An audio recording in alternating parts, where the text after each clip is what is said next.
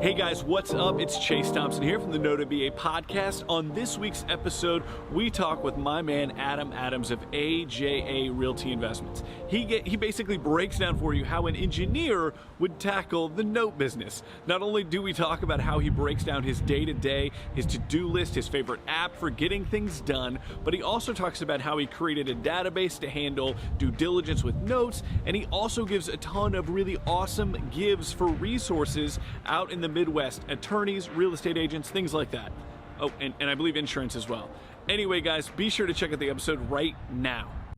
Hey guys, sorry, we're back. Actually, Adam forgot one thing he thought was super important and wanted you guys to hear. And I kindly talked Chase into doing 20 more minutes worth of work so that we could get it on here. Adam, fire away. First, seconds, performing, non-performing? What the f***? Note buyers, when it seems like you're in this business alone, know Chase, Robert, and the rest of their tribe are at it every week. They're bringing updates from their own note businesses as they work to find, fund, and finish deals. Follow along as they share their grassroots education with you, tuition free. If you'd like to know more about what they do and to download the entire back catalog, check out notemba.com. Now, here are your hosts, Chase Thompson and Robert Woods. Hey everybody, welcome to the Note MBA podcast, your home for note investing on iTunes. I am Chase Thompson, joined as always by Robert Woods. Mr. Woods, how are you doing today? I'm good. I was expecting you to have a lot more energy after that intro I just made you redo. Listen, I can only do this so many times in a row before it just becomes embarrassing. Anyway, we're very excited you guys are here today, and I am pumped to have a guest on today's show. I actually took a road trip to go visit said guest with my daughter, not too many, 2 weeks ago? And to meet with him and have some time to spend with him and kind of see what he's doing in and around his business. That's a little bit different than what we do. And he was gracious enough to give me the time, which was really, really great. Anyway, he is I don't want to say former, but he has some experience with multifamily investing, single family investing, just a variety of different assets, things like that. He is, in my opinion, one of the best people in this space right now. He's funny. He's cool. He's got an incredible wife. He's a really great guy. He is Adam Adams of AJA Investments. Adam, thank you so much for joining us today. Hey guys, how you doing? We're good, buddy. How are you? I'm doing fine, thanks. So you sound like me on one of my past maybe Fridays after 4. Mm-hmm. Yeah, every day's a Friday for me, really. Closer to 4:30, we'll say. So Adam, first of all, appreciate you coming on. And second of all, thank you so much again for taking the time a couple of weeks ago to meet. And that's kind of the reason why we wanted to have you on today. We just see a lot of the stuff that you're doing out there in this space. Obviously, the time I got to spend with you looking at some of the processes and things that you have going on are just really cool and incredible and different than what a lot of people are doing. And of course, we just want to have you come on and rap a little bit. So not actually, but just talk. Well, I can talk all day.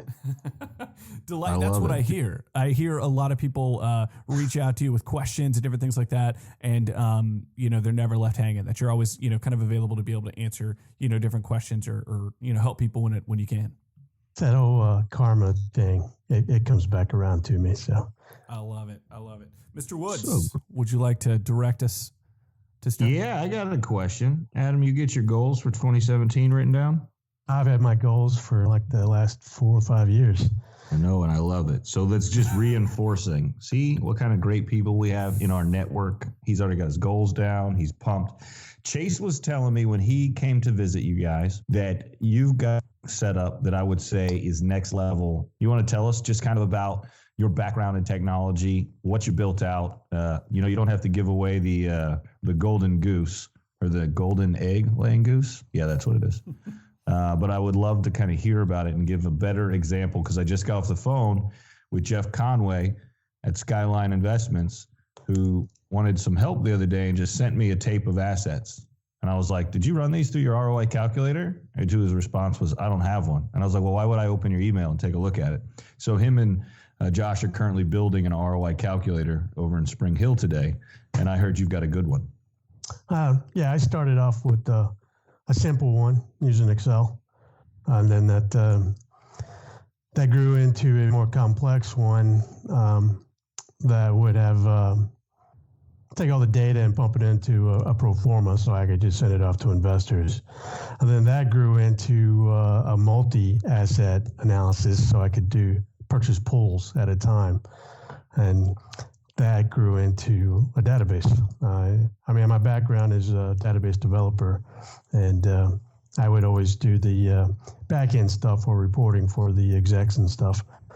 So I created a simple one just using Access, and I plug my stuff in.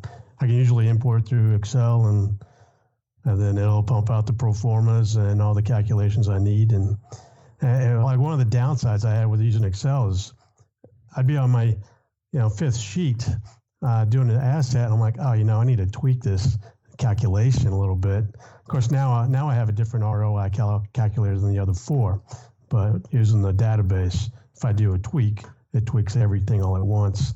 So it helps me keep everything in line, which is probably the hardest part with the ROI calculators. Well, I was going to say, I love it. So we've got, everybody does a different ROI calculator. You've got some constants and some variables. Which variables, inside your ROI calculator, do you think you, having made adjustments to over time, have made the most, what you expect to be a long-term difference in how you're calculating deals, whether they're more profitable or less losses from the changes that you've made over time? It's hard to say. When I first got in, and it hadn't been that long ago, everybody would shoot out numbers. Of course, when people shoot from the hip, they're just, I find that most of the time they don't really know the answer. They're just shooting out what they think is normal. And turns out what's normal in their mind isn't what I have found to be normal. Borrow outreach, I think I was told the average is about $550, $650 for a note, but I've actually got a lot cheaper than that, so that's been a boon for me. Insurance, what I was told was probably accurate, but then I go shop around and I found better insurance, so I've been able to lower that and bring that into my calculations. I don't know, it's just, for me, I don't think there's any, I don't know if anybody's ever done the research to see what their costs are per item, so I don't know if anybody knows what the average is. And I'm hoping after a couple of years of doing this, I'll be able to get it down to a more accurate number. Well, then part of the reason why I asked is now that we're basically all of our live files are pulled over into Salesforce right now. And I have not had my consultant build out the reports, but I can manually go in and buy vendor, whether it's an attorney or if I'm looking at something like FCI for servicing. But I can go into some of these files in, let's just say, Ohio, where you've heard somebody do a pitch and they're like, oh, you can foreclose for $3,000. And I'm like, well, yeah, you can foreclose for $3,000, but don't forget you have to pay filing fees. You have title reports. You're going to end up with an eviction or something else. And most of them end up costing me closer to, $4,200, $4,300. Right. But I think that's just one of the things you just learn over time too. Yeah, you learn it. But for new people coming in, they haven't learned anything, right? So I'm hoping to be able to help maybe the group, so to speak, is by actually having facts, I guess, data. Yeah, better information that's hard with we'll call it, you can prove it with a canceled check as opposed to it looks good on a PowerPoint. Yeah, and I'm not talking about one-offs here and there, but over a year, how much do foreclosures cost me in Ohio? Some are going to be a little bit more, some are going to be a little bit less. So what's the number? What can I plan on for it? I love it. What are you finding with insurance? Are you doing forced place insurance? That's what you were speaking of when you said you found a cheaper place for your insurance. Yeah, I went to Note Expo, Fort Worth, and I don't know if I can name names. Can I? Yeah, of course you can. Unless you want us to set you up an affiliate link behind the scenes for whoever you're getting ready to give a referral to.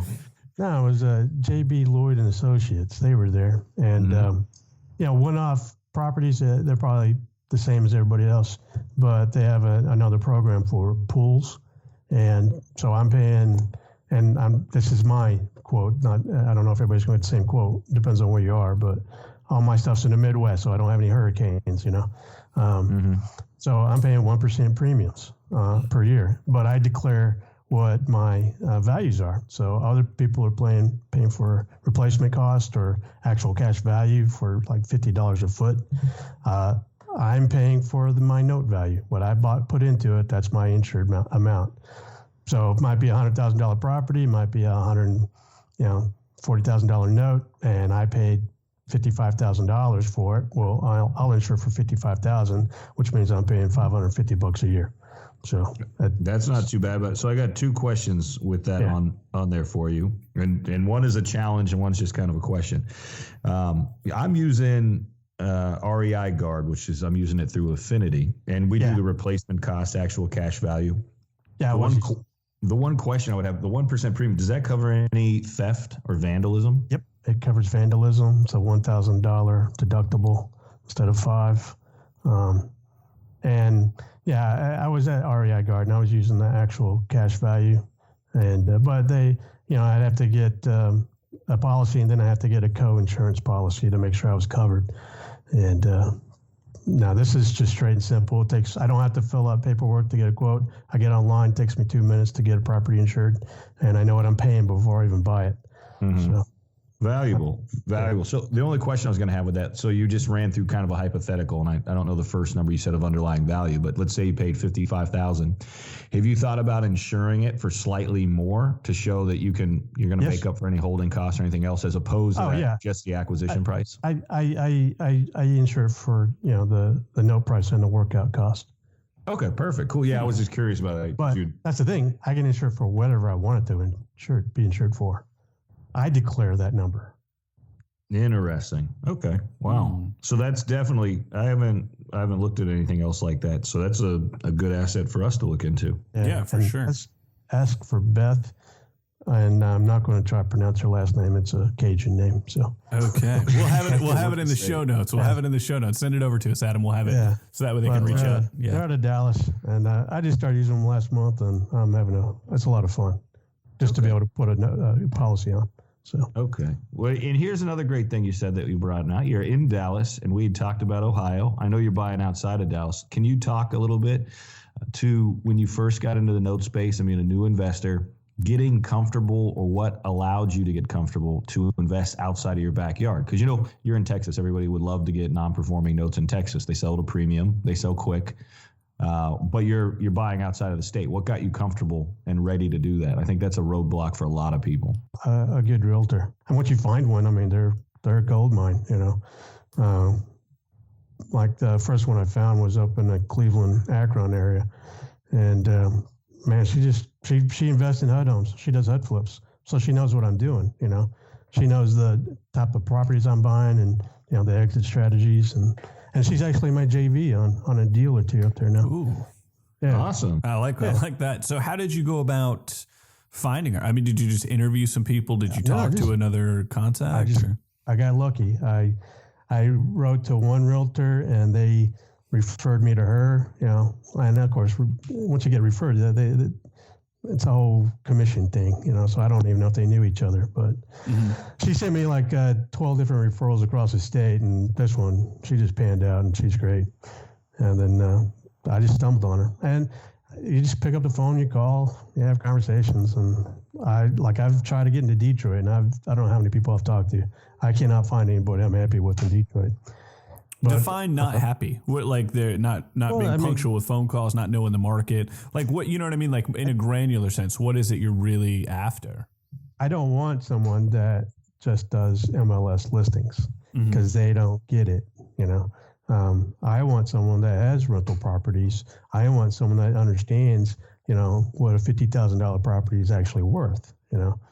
It's not really worth anything on MLS to me.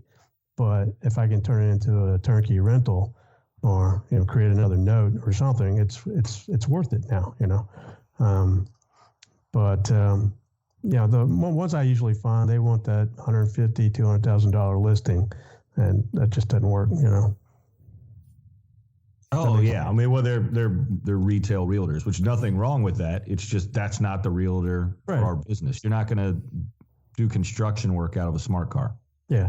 And, some of the guys I get, I swear half of them, they work with banks already doing the BPOs for the banks or BPOs for HUD.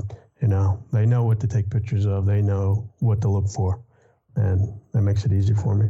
Just like I got one in Dayton, Ohio, and everybody knows Wayne Snell, but I was talking to Wayne, and he was telling me he has a great realtor in that area. I said, so do I.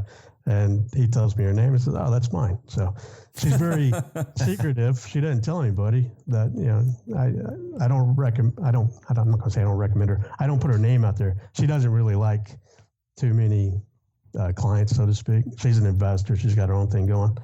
But, and in fact, when I called her, she didn't really want to work with me. We just swapped emails for a few times. Well, I think that's a unique thing about our business is I know I've got a couple contacts where, kindly, I would never give them to anybody just because one, some of the people have asked for referrals. You're like, I don't want to give you a referral to this person. You're going to be a nightmare for them.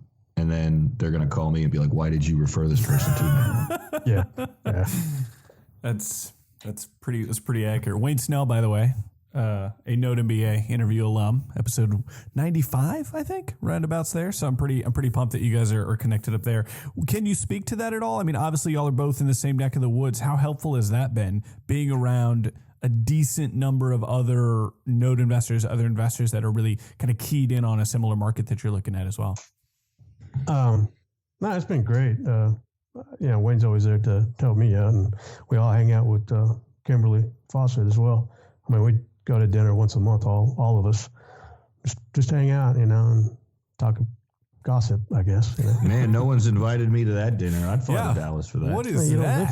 You don't live here. Yeah, buddy. I don't. You seen my frequent flyer mile account? I've been on an airplane. Hey, you're invited to the next one. All right, you let me know. Let me know in March, and I'll be there. You heard it here first. So speaking of like how granular and which is so fantastic when I got the opportunity to meet with you, one of the things that I was actually there for was something that I'm really working on this year is kind of my day-to-day setup, right? Organizing my day, getting all that stuff together. You had a couple of tools that obviously you mentioned when I was out there, and feel free to bring any of them up now that you use on a daily basis. But can you just run through kind of your methodology for that kind of setup, how you're making your day, organizing it, getting going and all that kind of stuff, a little bit of the history on that? Because I really feel like you do that just so much better than a lot of people I've been around, and certainly better than I was, and I'm trying to get a little better with. So, well, back in, I guess 2000 was a company paid for Franklin Covey training, which is back when people wrote things down. There was a little organizer you carried around, and every day was a day of the calendar, and you kept notes and stuff, and you wrote your goals down for the day, and you prioritized them. The way I do it now is I've got 4 priorities. I've got 1, 2, 3, and 4. One, if it's going to make me money today, that's a number 1 priority.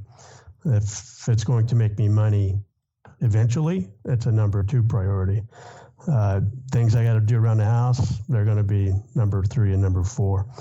They're important to me, but number 1, obviously, I need to get done today.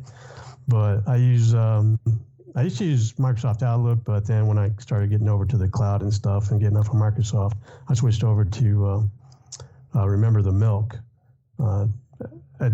I know it's better for Androids than it is for Apple or iPhones, but it's still you're on the iPhone now.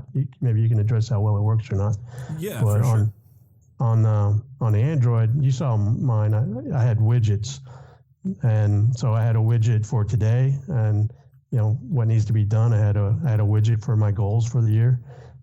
So I always see everything on my phone. It's all on one page, and I can see everything.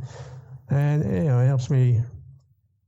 I get up in the morning, I get my coffee, I go through my to-dos, and I got my to-dos for work, and I got my to-dos for personal. So yeah, and I really did, like you said, taking a look at how you had it set up on the Android, it was fantastic, right? Like you went right to the home screen, you had like the 4 little widgets kind of set up, and it was funny, Robby bringing up goals was the first thing. I actually asked you the same thing when we were meeting, and you pulled out your phone and you were like, actually, it's like the top leftmost, at least at the time, it was like the top leftmost kind of widget where you could see literally what your goals were basically every time you pulled up your phone, which I thought was fantastic, right? So you had your priorities, the 1, the 2, the 3, just kind of like right there on the home screen, which it was about the only time I've ever felt envious of someone using an Android phone over an iPhone. I've really enjoyed my iPhone, but the app is really great. I love it. Sends you the email breakdown every single day that you've got.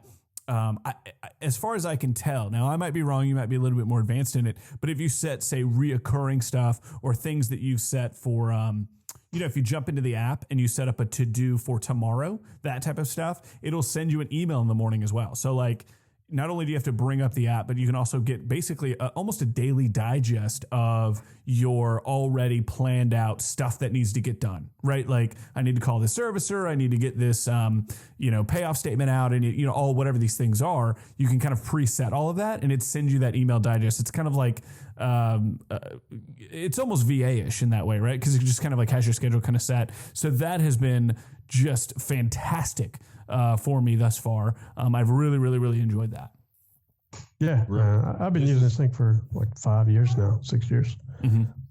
Well, so that speaks to a whole nother thing, and thanks for mentioning it that way, Adam, is people realizing that some of this stuff starts with just making the one tiny change, and over 5 or 6 years, you've built up to the spot you're consistently using it. But before that, you were using everything that was on paper and handwriting and doing it, and it had kind of become a daily habit or ritual, so to speak, right?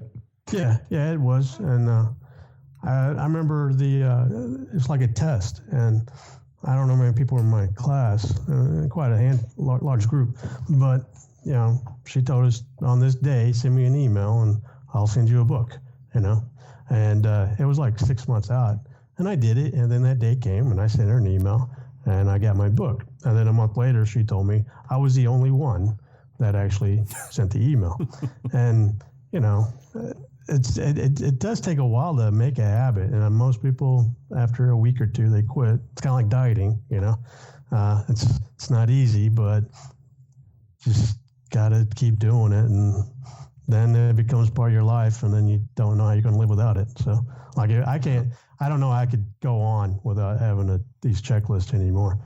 I know I could, but it makes life a lot easier to have them. So speaking of the checklists and how they've been able to make life easier, let's talk about some deals. Get us into some deals. You were talking about a check or some cash you just did, but why don't you run us through a couple deals you'd like to talk about? Yeah. Oh, so a lesson.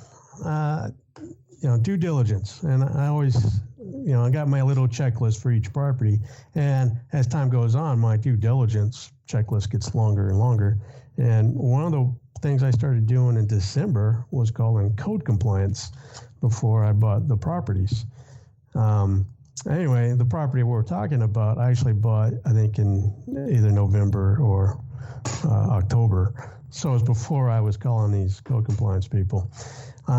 Anyway, it's a duplex, and in my mind, if you got a duplex, there's no reason why you can't make a payment, because you should be renting out one side. And anyway, this person, it's a contract for deed. They made the down payment, and they have never been on time ever since. And in fact, they were several months behind when I bought it's a contract for deed, so several months behind. So I didn't really offer reinstatement. I was like, here's cash for keys, sign it over, and we'll be done.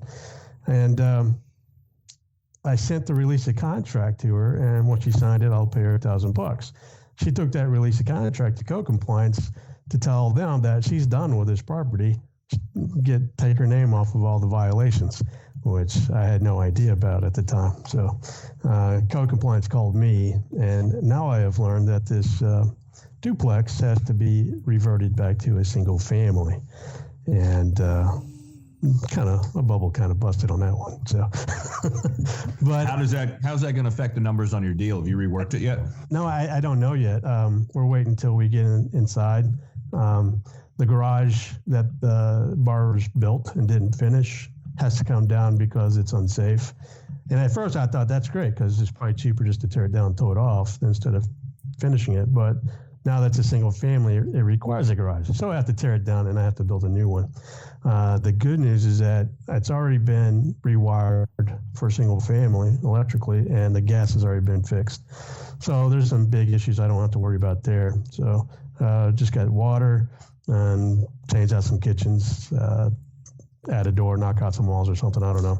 But at the end of the month, my guy will be up in there, so we'll code compliance. So give us the bill. But I got it so cheap. I got it for $12,000, and it's worth, that area is worth 80.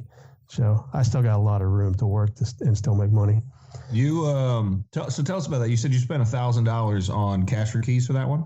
Well, we're paying her $3,000 for cash for keys. Paying $1,000 for her to sign the release of contract because it's contract for deed, not foreclosure. So she signed it. Now it's mine.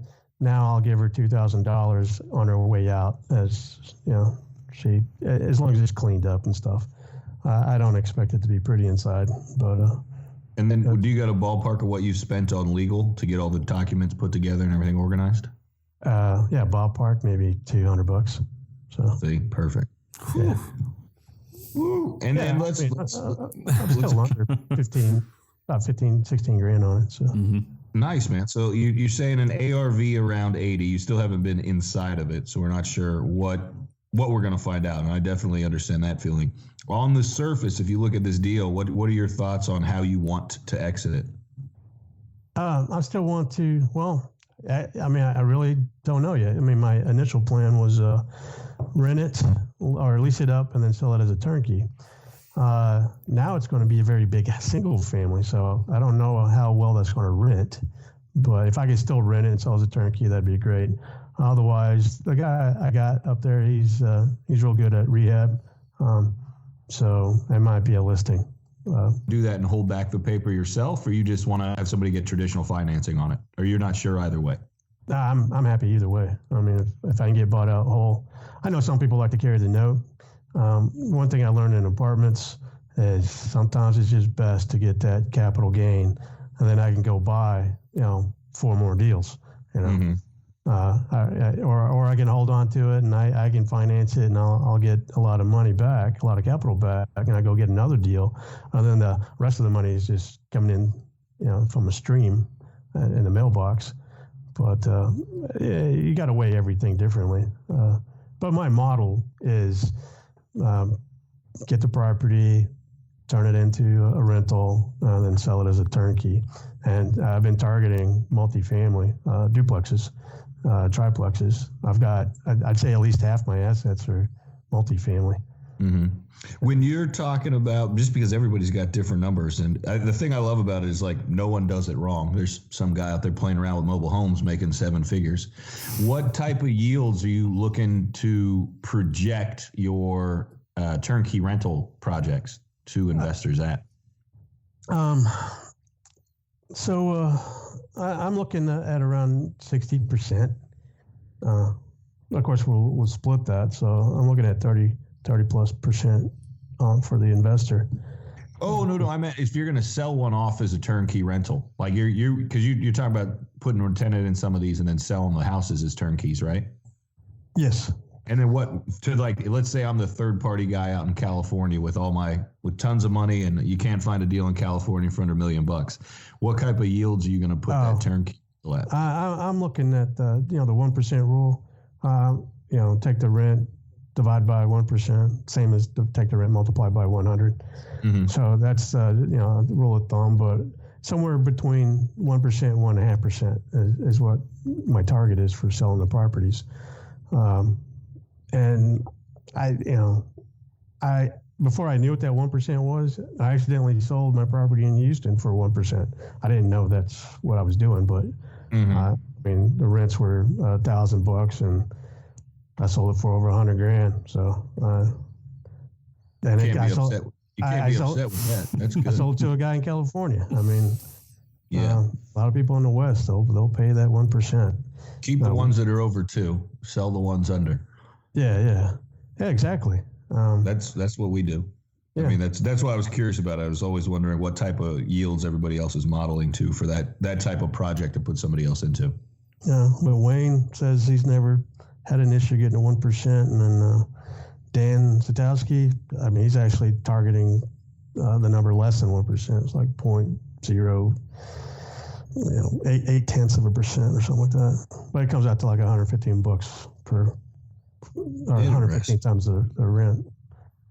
And is his number a little bit lower? I guess we should ask him directly, but I think just talking, is that because he's holding back the paper at a pretty reasonable rate too, isn't he?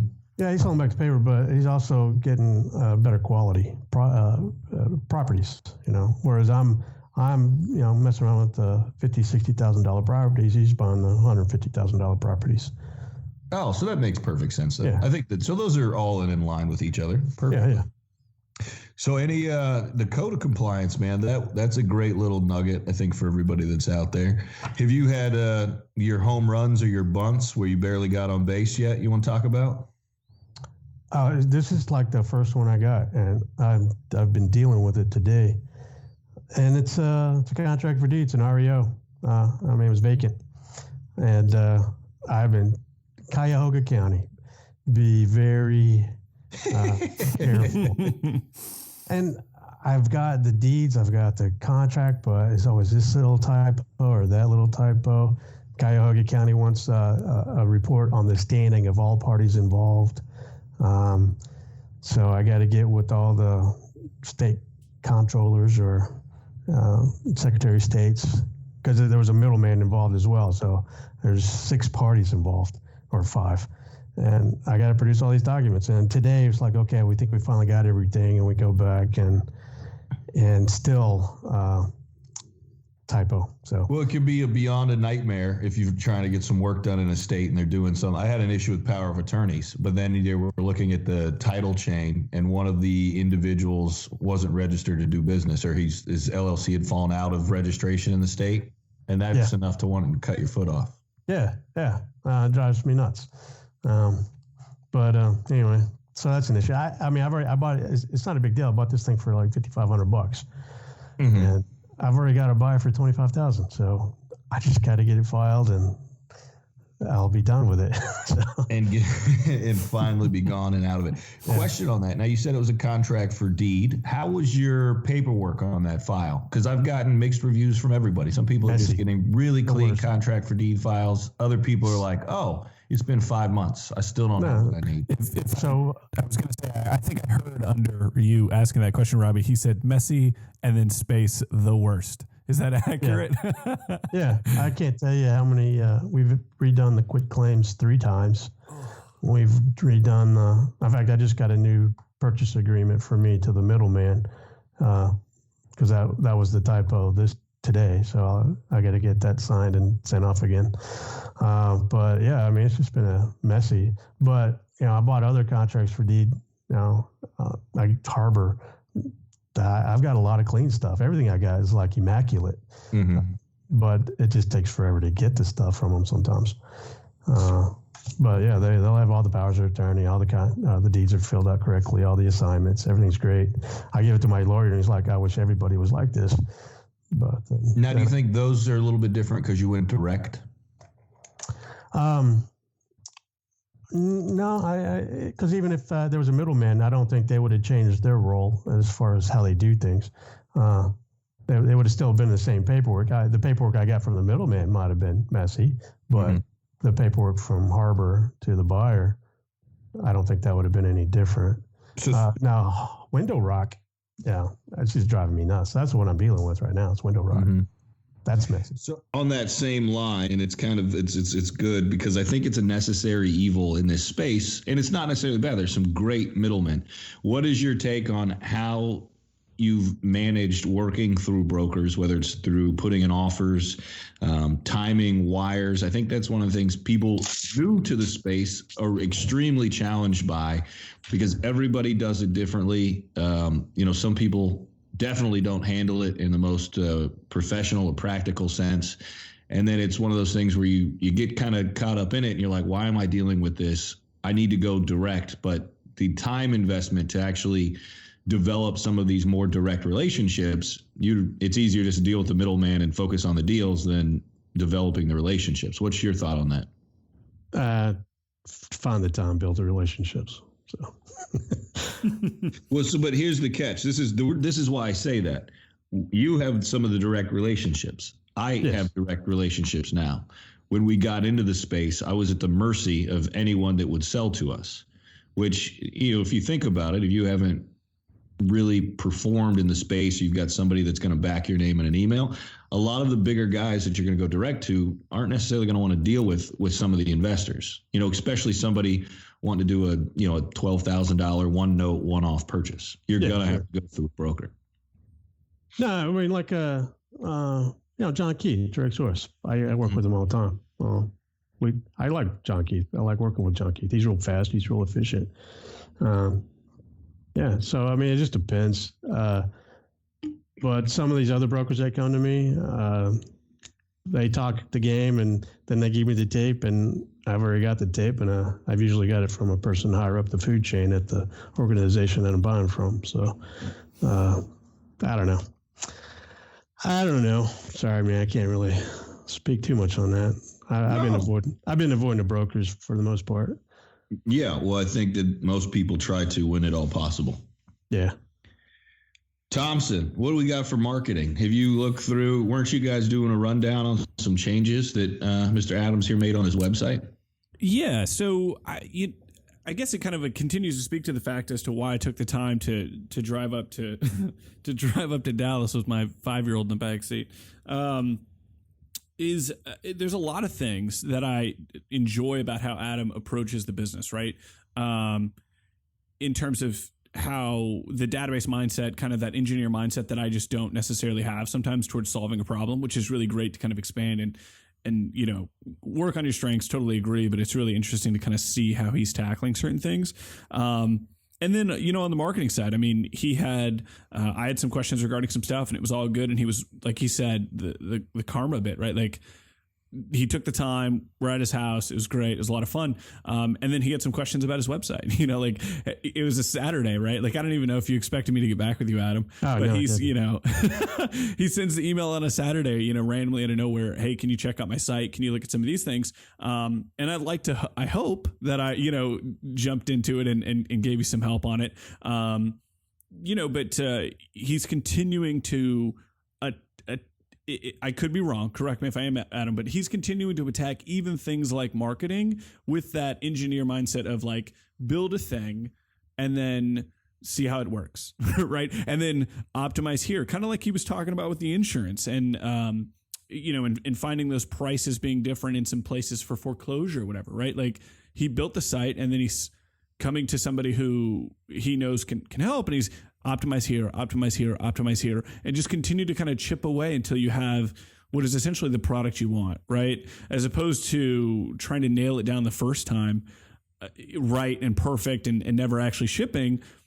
He has a website. It looks great. Is it the best thing ever? No. And then I'm improving the background, or I'm optimizing images so it loads faster, or working on his sign up forms, just different things like that. I've been really impressed with the way that you've tackled that, Adam.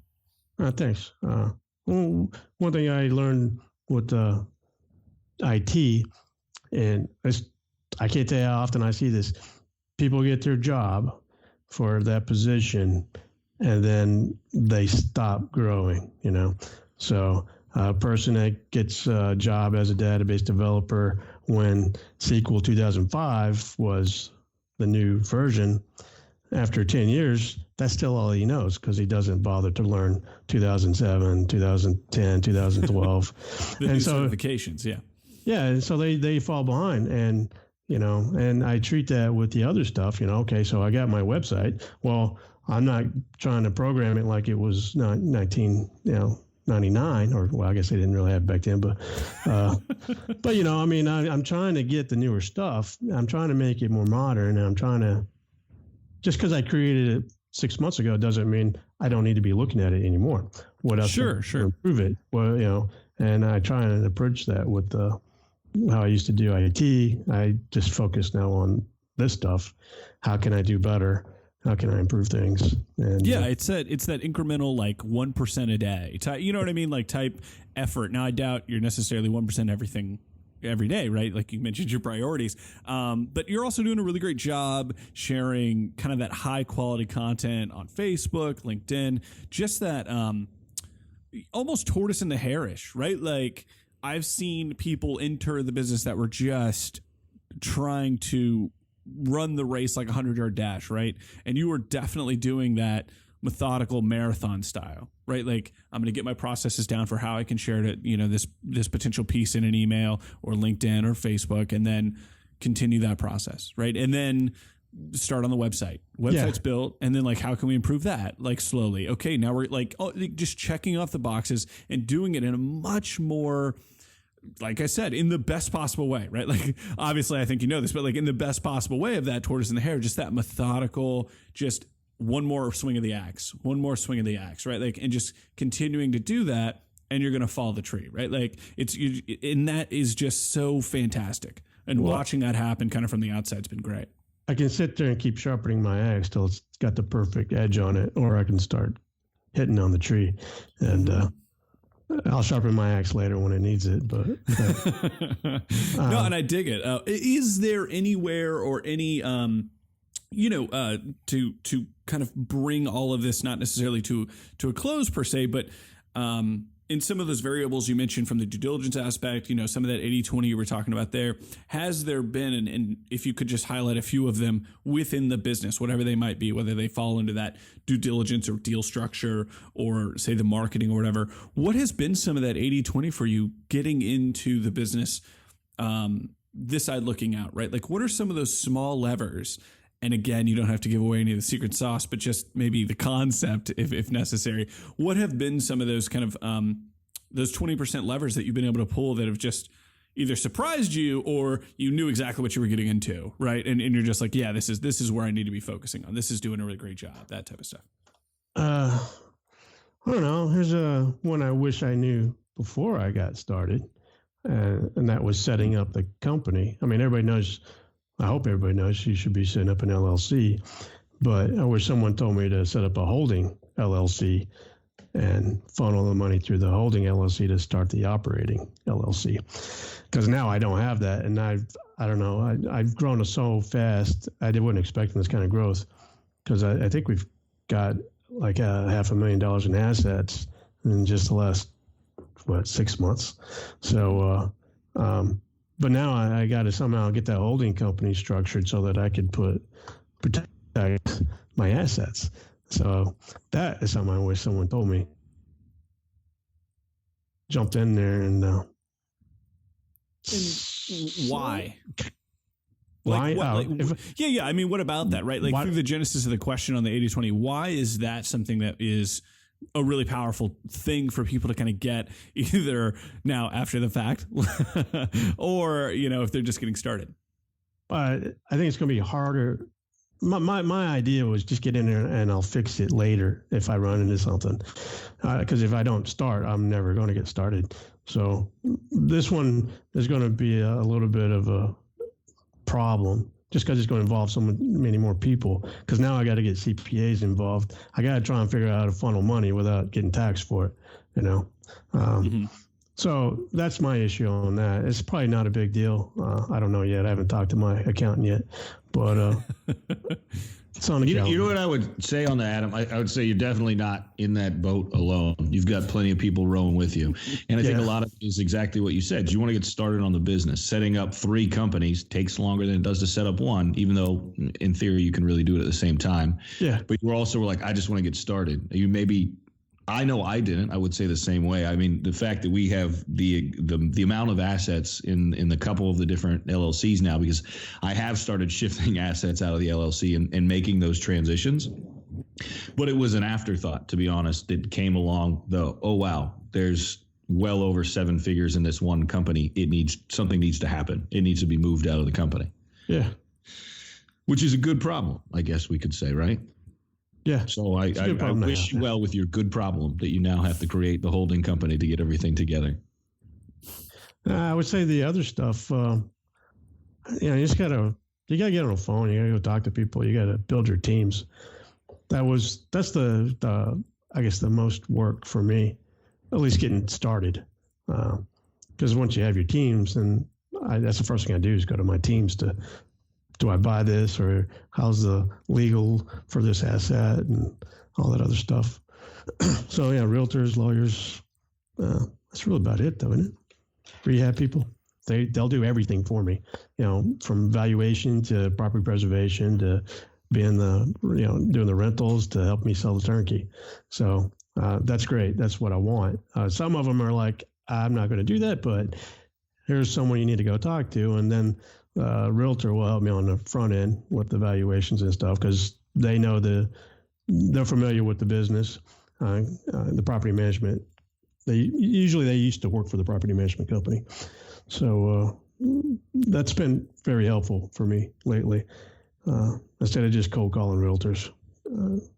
Because like we talked about earlier, sometimes we don't like to share. So I don't want. It's true. Hey man, there's proprietary stuff of this business. It's amazing. As much as we want to help and give back, it is kind of funny. The what's that theory from the Earl Nightingale thing? The people are like, give me heat and then I'll put in the wood. People are like, give me all this information and then maybe we'll come back and help you in the second time around. Yeah, I'll just keep the wood. We're good.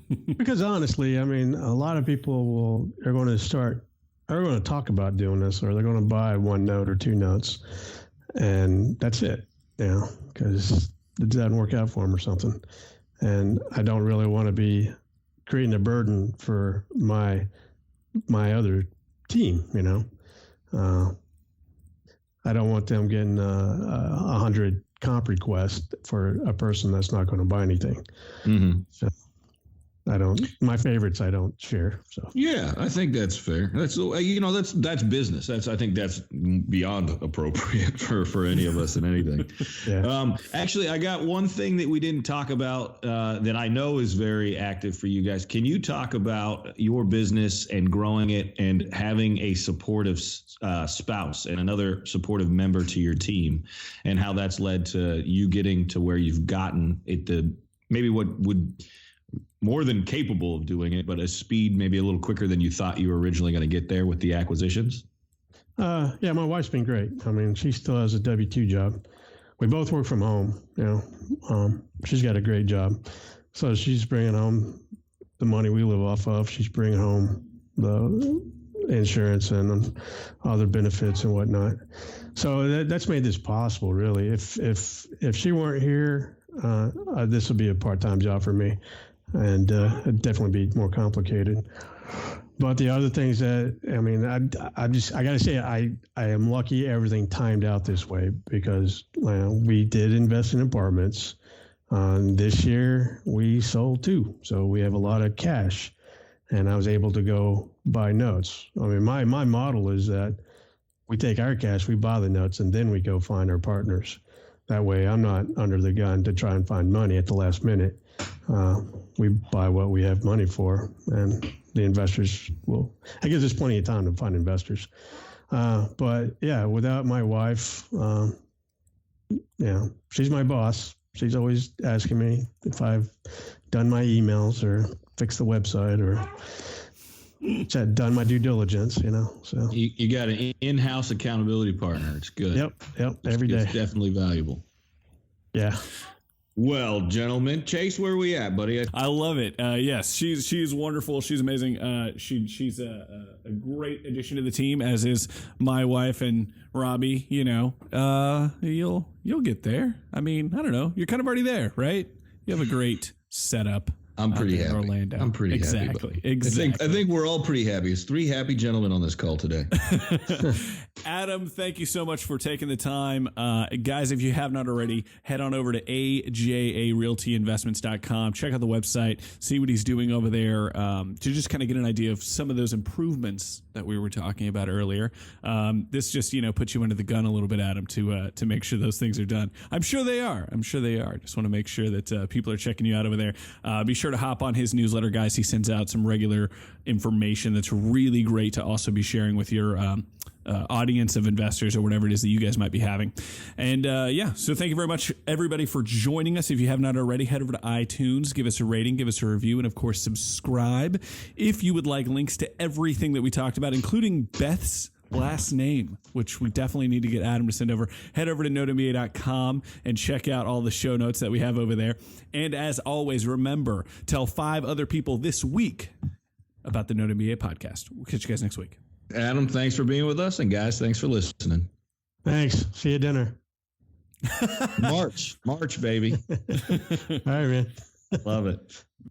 Hey guys, sorry, we're back. Actually, Adam forgot one thing he thought was super important and wanted you guys to hear. And I kindly talked Chase into doing 20 more minutes worth of work so that we could get it on here.